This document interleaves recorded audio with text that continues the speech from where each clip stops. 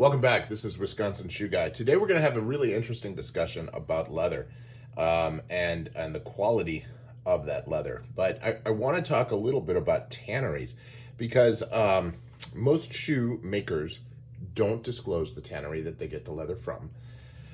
And if you go to the tannery's website, you don't necessarily see the leather that you see when the shoemaker does say where the leather's from. So we're going to talk a little bit about Edward Green first. Edward Green is known for both the London grain and the Utah calf. Now, this is Utah calf, and if you look at the grain, it's very similar to hatch grain, but it is very, very soft. So the actual tanning infuses oils into the leather that you can feel, and it provides a very, very soft version of it. Now, this is an Edward Green pair of Utah calf, and this London grain, as we go here, is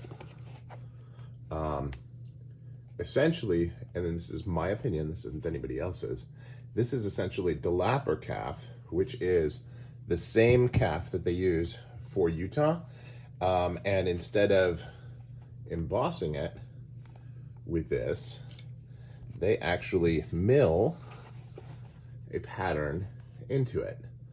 So one is basically they press the leather, and the other one here, they're actually cutting pieces out of it in order to do that. That's kind of the milling process. Now, Edward Green says that this is milled and that this is Utah. Now, what they don't do is they don't say the tannery.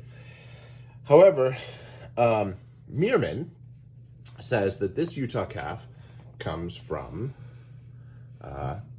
Tannery's Haas. And it is obviously very, very close in look and feel, not exact to the Edward Green. So here, what we can do here, because we have both pairs, as you can see how they're similar. Now, the Edward Green is, they always do more conditioning. They change the finish. They do a lot of work with the leather to make it Edward Green quality. And that's why there's a difference in, $1,300 between the shoes. I mean, there's a lot of work that they do. And obviously, if you look carefully at the two shoes, just look at the facing. The Edward Green is clearly finished. Much, much better.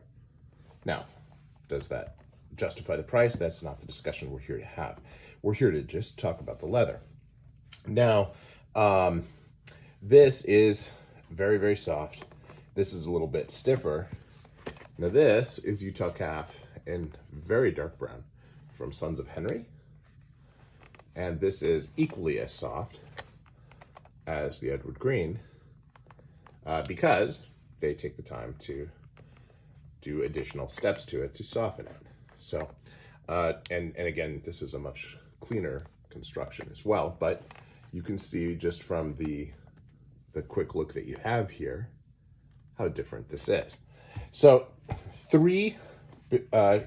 one boot, two shoes, all in Utah calf, and you can see that there's significant differences among them, but ultimately the leather itself is probably the same. So we're going to say that the Edward Green Utah calf comes from Tannery's Haas. Now, if you look at this, the look and feel to this is identical, and they have the Nappa calf at Edward Green, which is essentially, they say, is the Utah calf without the pattern. And so that's why I'm coming to this and saying this is probably where it's from. Now, I've talked to a number of shoemakers and tanneries and tried to get Edward Green London grain. You can't do that. It doesn't work really well.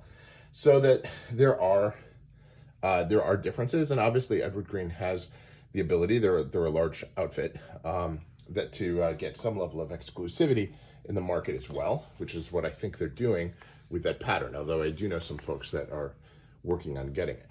Now, this is Nova Nappa.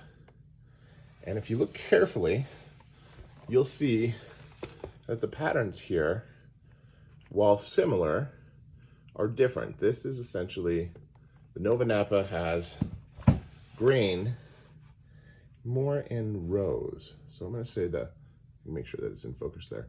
It seems like it's more linear and less cross-section. Now that's a very, very minor detail. And this is a Norman Villalta pair. But Nova Nappa is one of the brands under Tannery Haas, and it is a little different. But from a look and feel, the feel is just as soft as the Edward Green. Very luxurious. And the, here, make sure we get it out there a little bit so it focuses. You can see that the grain is there. Now I can't, unfortunately through a video, I can't help you understand the feel, so I just have to describe it. But these 4 shoes are absolutely butter soft. They are very soft. And then the Meerman is also quite soft, and I don't have a lot of wear on these, so they haven't really had the opportunity to break in hard.